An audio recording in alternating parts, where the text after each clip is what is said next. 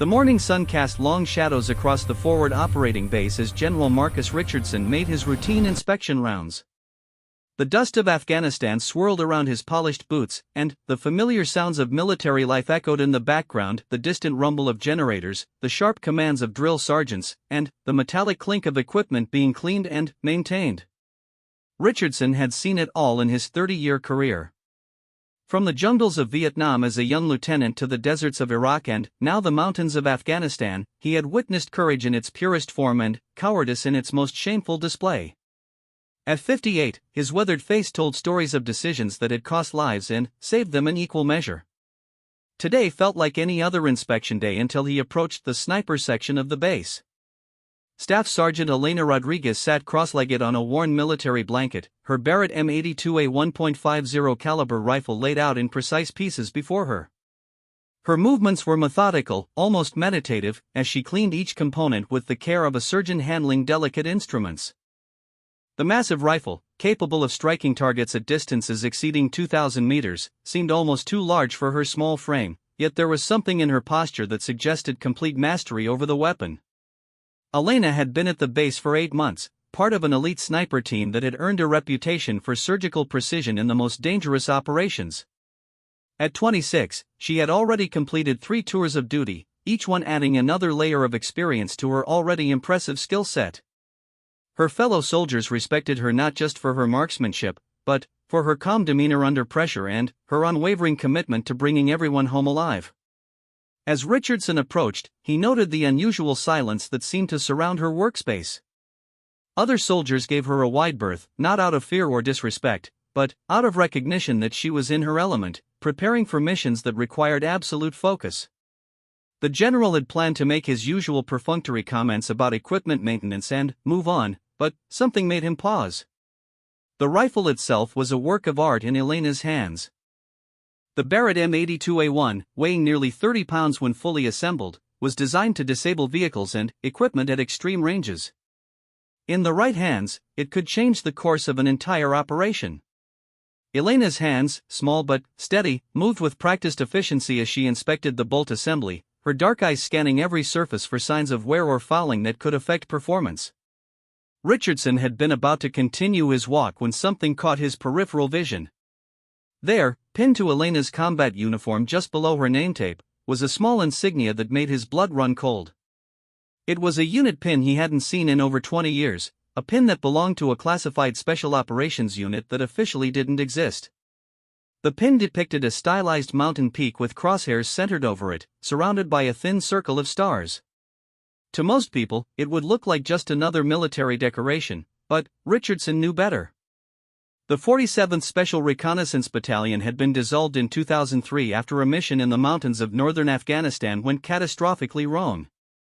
It had been an elite unit, composed of the military's most skilled snipers and reconnaissance specialists, tasked with operations so sensitive that their existence was denied at the highest levels of government. Richardson himself had been a colonel then, serving as the liaison officer between the Special Operations Command and conventional forces. He had been one of only 12 people who knew the true nature of their final mission.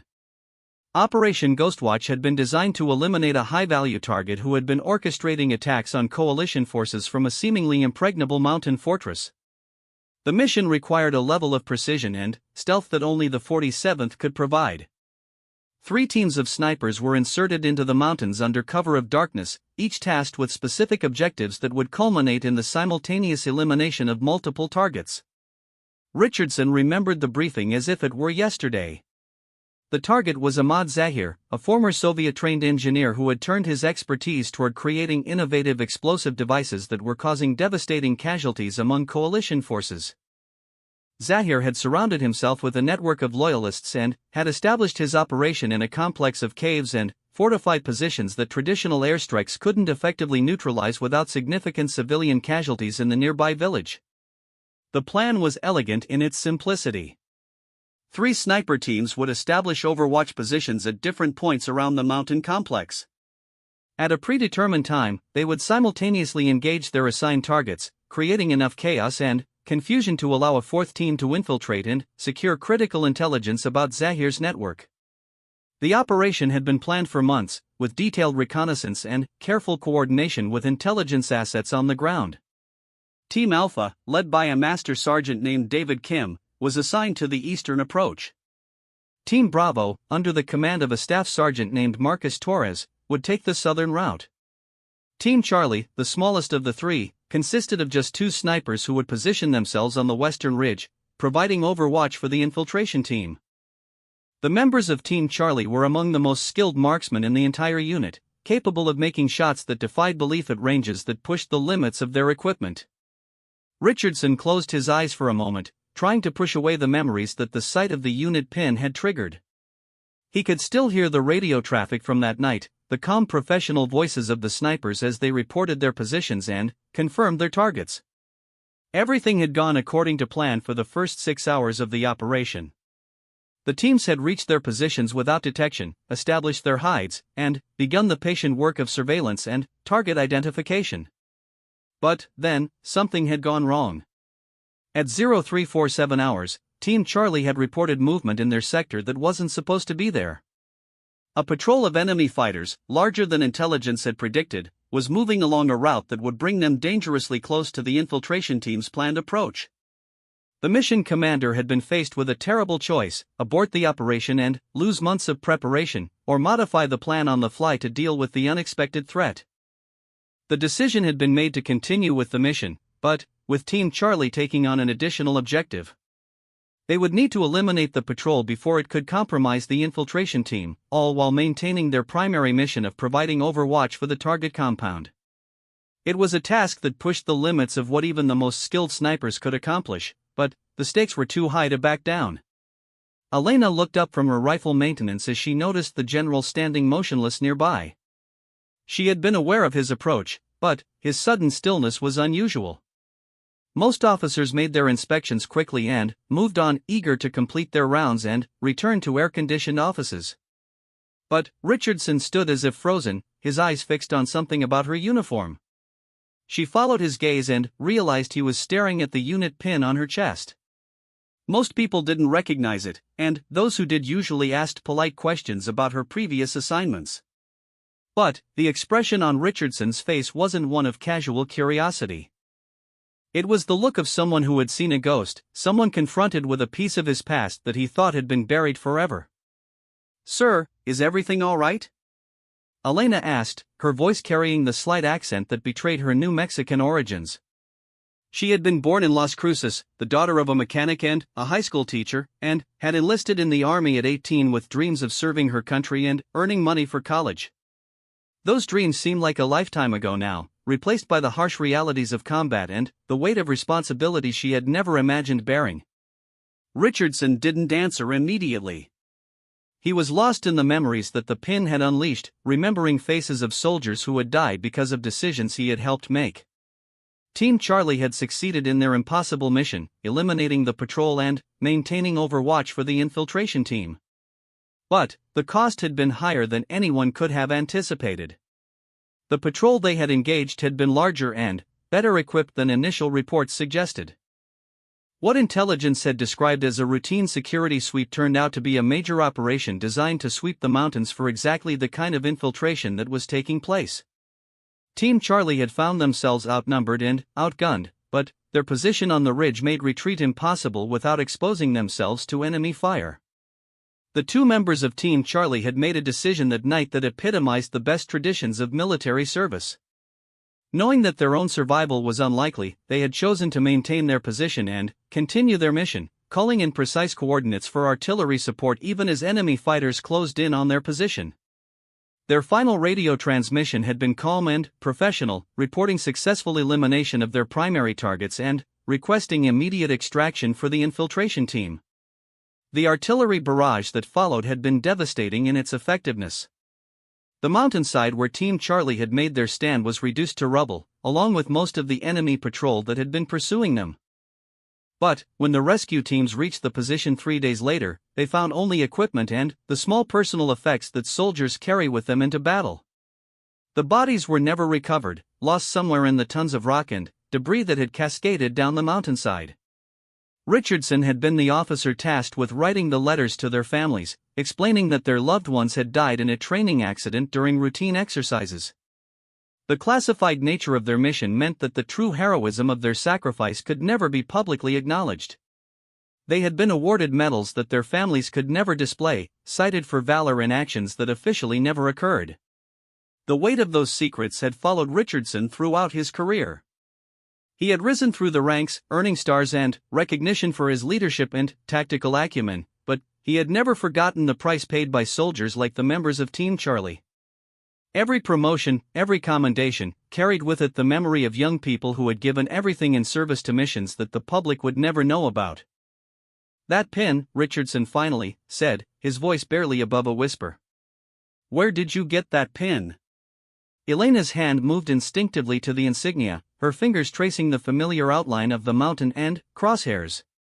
She had worn it every day for the past 8 months, through firefights and long periods of boredom, through moments of triumph and times when the weight of her responsibilities seemed almost too much to bear. It was more than just a piece of military decoration, it was a connection to something larger than herself, a reminder of standards that demanded nothing less than perfection. "It belonged to my father," she said simply, but the words carried a weight that Richardson immediately recognized. There was pride in her voice, but also something else, a sadness that spoke of loss and sacrifice that went beyond the normal expectations of military service. "He served in a special unit before I was born. He never talked much about it, but he always wore this pin." Richardson felt his heart racing as the implications of her words became clear. The 47th Special Reconnaissance Battalion had been composed entirely of volunteers, soldiers who had been selected for their exceptional skills and unwavering dedication. Family members of unit personnel had been subject to the same security clearances and restrictions that apply to the soldiers themselves. If Elena's father had served in the 47th, it meant that her own background had been investigated and cleared at levels that few people ever experienced. But, more than that, it meant that she was the daughter of someone who had made the ultimate sacrifice in service to classified missions that could never be publicly acknowledged. The children of 47th personnel had grown up with fathers and mothers who couldn't talk about their work, who disappeared for weeks or months at a time on assignments that officially didn't exist. They had lived with the constant knowledge that their parent might not come home, and, when the worst happened, they had been forced to accept explanations that they knew were lies. "What was your father's name?" Richardson asked, though he was beginning to suspect he already knew the answer. "Staff Sergeant Miguel Rodriguez," Elena replied, and Richardson felt the world tilt slightly around him. Miguel Rodriguez had been the spotter for Team Charlie, the soldier who had called in the final coordinates for the artillery strike that had saved the infiltration team and eliminated the enemy patrol. He had been 28 years old when he died, leaving behind a wife and a 2-year-old daughter who would grow up believing that her father had been killed in a training accident. Richardson remembered Miguel Rodriguez clearly now. He had been a quiet, intensely professional soldier who approached every mission with the same methodical attention to detail that his daughter was now displaying as she maintained her rifle. Miguel had been known for his ability to remain calm under pressure and his uncanny skill at reading terrain and weather conditions that could affect long-range shots. His partnership with the primary sniper on Team Charlie had been legendary within the unit, a bond of trust and communication that allowed them to make shots that seemed impossible to outside observers. The general found himself studying Elena's face, looking for traces of her father in her features. The resemblance was subtle but unmistakable, the same dark eyes that seemed to take in everything, the same small hands that could manipulate complex equipment with extraordinary precision, the same quiet confidence that came from years of training and dedication to perfection. But there was something else there too, a steel in her expression that spoke of battles fought and won, of responsibilities accepted and carried without complaint. Elena continued her rifle maintenance as she spoke, her hands never stopping their methodical work even as she engaged in conversation with the general. It was a skill that took years to develop, the ability to perform complex tasks while simultaneously processing new information and maintaining situational awareness. Richardson recognized it as the mark of a truly professional soldier, someone who had internalized their training to such a degree that it had become second nature. "He died when I was 2, Elena continued, her voice steady despite the emotional weight of the words. "A training accident, according to the official reports. But my mother always said there was more to the story than what we were told. She kept all his military paperwork, his awards and commendations, but there were always gaps in the timeline that didn't make sense. Deployments that weren't listed, medals that came without explanations. Richardson felt a crushing weight of guilt settle over his shoulders. He had been one of the people responsible for creating those gaps, for crafting the cover stories that had hidden the true nature of Miguel Rodriguez's service and sacrifice. At the time, it had seemed like a necessary evil, a way to protect national security interests while allowing families some measure of closure. But, now, faced with Miguel's daughter, the inadequacy of those explanations became painfully clear. The silence stretched between them as Elena continued her work and Richardson struggled with the implications of what he had learned. The woman sitting before him was not just any soldier, she was the daughter of a man whose heroism had been officially erased from the historical record. She had followed in her father's footsteps without ever knowing the true extent of his service, driven by an inherited sense of duty and excellence that transcended any understanding of its origins. But there was more to consider than just the emotional impact of this revelation.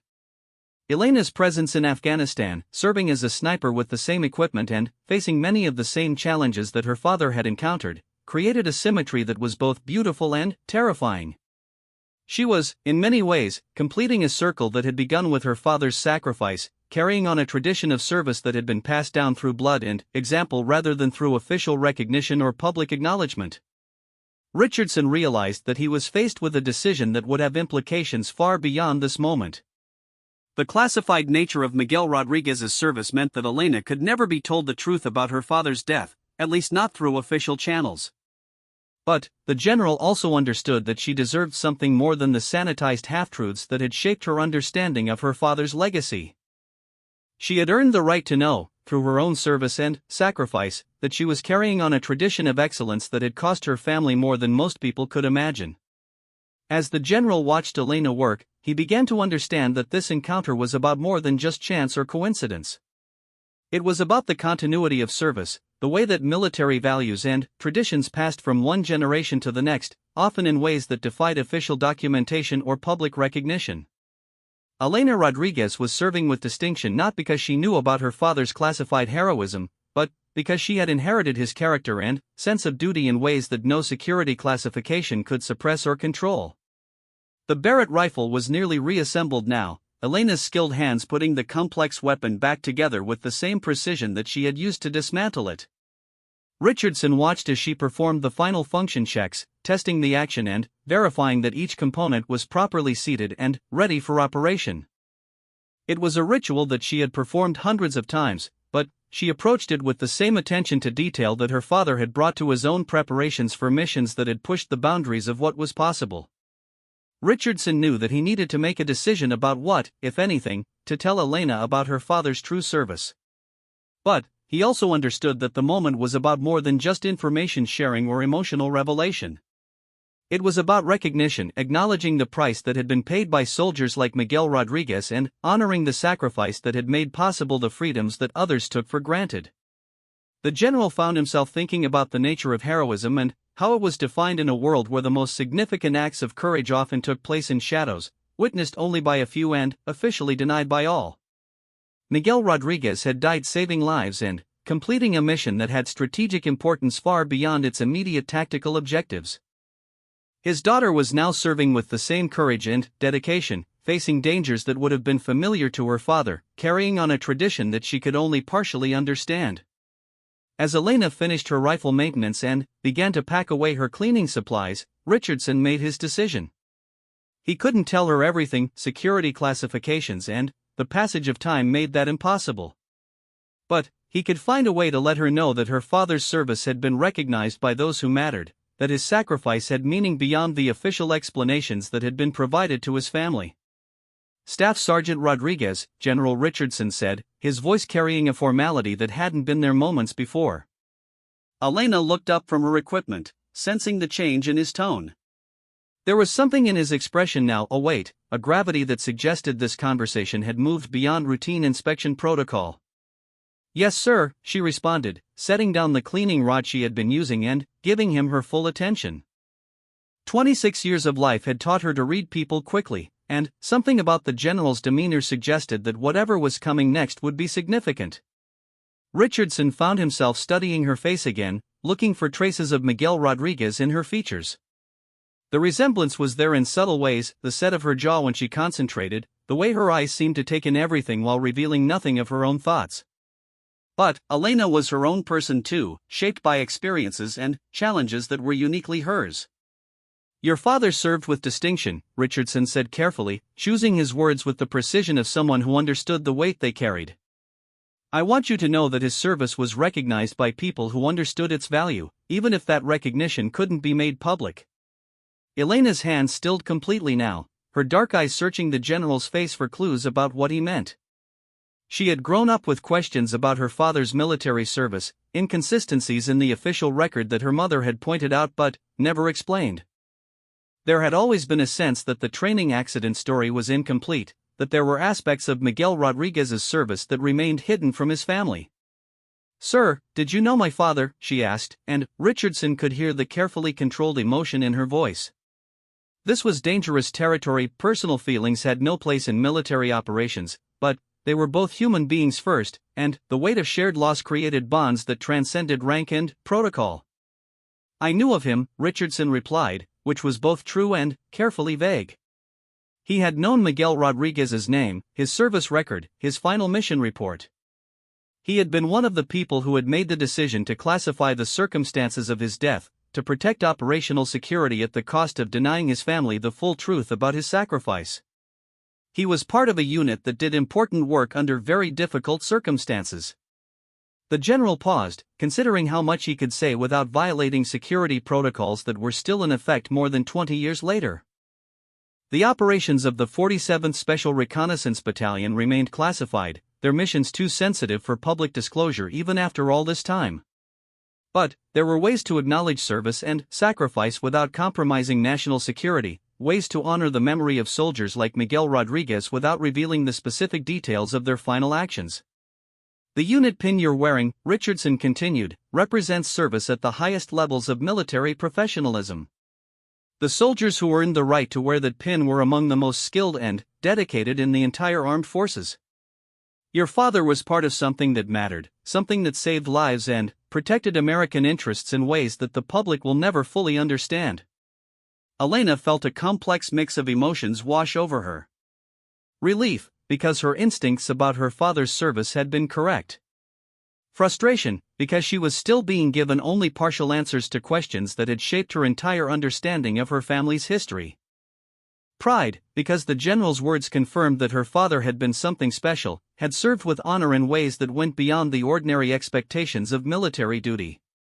But there was something else too, a recognition that the conversation was moving toward territory that was both deeply personal and professionally dangerous.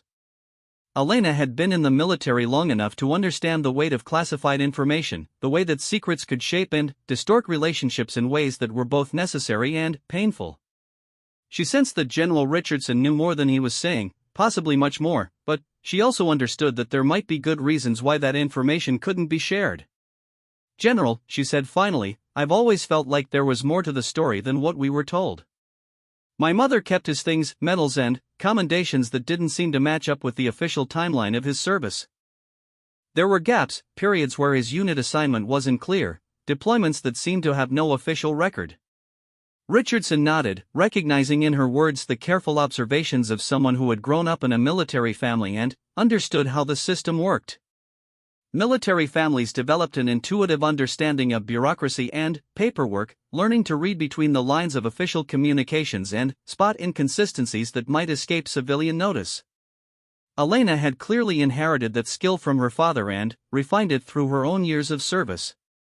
"Some military operations," the general said carefully, "require a level of security that makes normal record-keeping difficult. Soldiers who participate in those operations sometimes find that their service records don't tell the complete story of their contributions to national security. That doesn't make their service any less valuable or their sacrifice any less meaningful." It was a carefully crafted explanation that acknowledged the reality of classified operations without revealing specific details about the 47th or Operation Ghostwatch.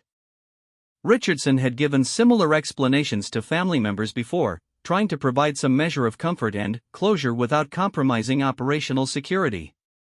But he had never given such an explanation to someone who was themselves serving in a similar capacity, someone who understood the risks and responsibilities that came with special operations work. Elena absorbed the general's words, understanding both what he was saying and what he was carefully not saying. She had participated in enough classified operations herself to understand the way that security requirements could create gaps in official records, the way that the most important missions sometimes left the smallest paper trails.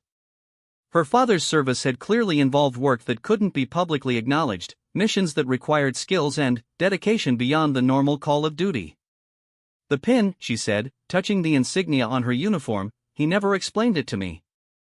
I was too young when he died to ask the right questions, and, by the time I was old enough to understand military decorations, my mother didn't have answers either. I've worn it because it was his, because it represents some part of his service that I wanted to honor, even if I didn't fully understand what it meant. Richardson felt a deep sadness as he listened to her words. Miguel Rodriguez had died when Elena was only 2 years old, meaning that she had grown up without any real memory of her father beyond photographs and the stories that her mother had been able to share. Her understanding of her father's character and values had been constructed from fragments, his military decorations, stories from fellow soldiers who had known him, and her own inherited traits that she might not even recognize as having come from him. The general found himself thinking about the nature of legacy and how military values passed from one generation to the next. Elena had clearly inherited her father's dedication to excellence and his commitment to service, but she had developed these qualities without any clear understanding of their origins. She had become an exceptional soldier not because she knew about her father's heroism, but because she had inherited his character in ways that transcended knowledge or memory. Your father, Richardson said slowly, was the kind of soldier who made the hard choices when they needed to be made. He put the mission first and the welfare of his fellow soldiers above his own safety. The pin you're wearing represents service in a unit where those qualities weren't just admirable, they were absolutely essential for survival and success. Elena felt tears beginning to form in her eyes, but she forced them back through sheer will. She had learned early in her military career that emotional displays were rarely appropriate, especially in combat zones where any sign of weakness could be seized upon by soldiers who questioned whether women belonged in fighting units. But the general's words touched something deep inside her, a need to understand her father's legacy that had driven many of her own career choices. I've always wondered, she said quietly, whether I chose this path because of him, or whether I would have ended up here anyway. Sometimes it feels like I'm trying to follow in his footsteps without really knowing where he walked. Richardson recognized the complexity of her feelings, the way that military children often struggled with questions about identity and motivation that had no clear answers. Elena had chosen to become a sniper, to take on some of the most dangerous and demanding assignments that the military offered, but the reasons for those choices were probably more complicated than even she fully understood. Her father's influence was there, but it was mixed with her own personality, her own drive for excellence, her own commitment to serving something larger than herself. I think, the general said thoughtfully, that you would have become an exceptional soldier regardless of your father's service. But I also think that you carry something of him with you, not just the pin, but the qualities that made him special. Dedication, precision, the ability to remain calm under pressure. Those aren't things that can be taught in any training program. They're part of who you are. The conversation was interrupted by the approach of another soldier, a young private who was clearly nervous about interrupting a discussion between a general and a staff sergeant. Elena noticed him first, following proper military protocol by acknowledging his presence and allowing him to deliver whatever message had brought him to the sniper section. Ma'am, the private said, addressing Elena while carefully avoiding eye contact with General Richardson, Captain Martinez needs to see you in the briefing room. Priority tasking. Elena nodded, understanding that the summons meant she was being assigned to another mission. In the 8 months she had been at the forward operating base, she had completed 17 confirmed kills and had participated in dozens of overwatch operations that had protected convoy movements and infantry patrols. Each mission brought its own challenges and risks, but they all shared the common thread of requiring absolute precision under conditions that tested the limits of human skill and endurance. I need to go, she said to the general, beginning to gather her equipment with the practiced efficiency of someone who had done this many times before. The Barrett rifle would be secured in the armory until her next deployment, but she needed to collect her personal gear and prepare for whatever assignment was waiting for her in the briefing room. Richardson watched her prepare to leave, recognizing that their conversation was ending just as it had begun to reveal the deep connections between past and present, between a father's service and a daughter's dedication. He wanted to say more, to find some way to give her a fuller understanding of her father's legacy, but he also understood that some truths were too dangerous to reveal, no matter how much they might provide comfort or closure. "Staff Sergeant Rodriguez," he called out as she stood to leave. Elena turned back to face him, her expression expectant. "Your father would be proud of what you've accomplished. The work you're doing here honors his memory in ways that go beyond any official recognition or public acknowledgement." Elena felt the weight of his words settle over her like a benediction. There was still so much that she didn't know, so many questions that remained unanswered about her father's service and the circumstances of his death. But, for the first time in her life, she had spoken with someone who understood the significance of the pin she wore, someone who had known enough about her father's work to recognize its value and importance. "Thank you, sir," she said simply, but the words carried a depth of gratitude that encompassed more than just the conversation they had shared. She was thanking him for acknowledging her father's service, for recognizing the connections between past and present, for treating her questions with the seriousness they deserved. As Elena walked away toward the briefing room, Richardson remained standing by the spot where she had been maintaining her rifle. The morning sun had climbed higher in the sky, and the heat was beginning to build toward the oppressive levels that would characterize the rest of the day. Around him, the normal activities of the forward operating base continued, soldiers performing maintenance on vehicles, communications personnel checking radio equipment, medical staff preparing for whatever casualties might result from the day's operations. But the general found himself lost in memories that the encounter with Elena had awakened. He thought about Miguel Rodriguez and the other members of the 47th Special Reconnaissance Battalion, soldiers who had died in service to missions that could never be publicly acknowledged. Their families had been given sanitized versions of their loved ones' final moments, explanations that protected national security but left emotional wounds that never fully healed. Richardson understood that Elena's presence at the forward operating base was more than just coincidence. She had inherited her father's skills and dedication, but she had also inherited his sense of duty and his commitment to excellence under pressure. In many ways, she was completing a circle that had begun with her father's service, carrying on traditions that transcended official recognition or public acknowledgement. The general also recognized that his encounter with Elena had forced him to confront his own role in creating the circumstances that had shaped her understanding of her family's history. He had been one of the people responsible for crafting the cover stories that had hidden the true nature of Miguel Rodriguez's service, and, while those decisions had been necessary for national security, they had also created lasting pain for the families of soldiers who had made the ultimate sacrifice. As Richardson resumed his inspection rounds, he carried with him a new understanding of the weight that military families bore when their loved ones served in classified operations. Elena Rodriguez had grown up with questions about her father's death, but she had channeled those questions into a drive for excellence that had made her one of the most skilled soldiers in her unit. She was living proof that the values and traditions of military service could survive even when the specific details of that service had to remain hidden from public view. The general's remaining inspections that morning felt perfunctory compared to his encounter with Elena. He went through the motions of examining equipment and speaking with unit commanders, but his thoughts kept returning to the conversation by the sniper section and the implications of what he had learned. Elena Rodriguez represented something larger than just individual achievement. She was evidence of the way that military excellence passed from one generation to the next, often in ways that defied official documentation or public recognition. Richardson found himself thinking about the nature of legacy and how the most important influences in a person's life were often the ones that couldn't be measured or quantified. Elena had become an exceptional soldier without ever knowing the full story of her father's heroism, but she had inherited his character and dedication in ways that transcended any specific knowledge about his service. She was proof that some things, courage, integrity, commitment to excellence, could be passed down through blood and example even when they couldn't be discussed or officially acknowledged. The briefing room was already filled with personnel when Elena arrived, her equipment bag slung over her shoulder and her mind still processing the conversation with General Richardson.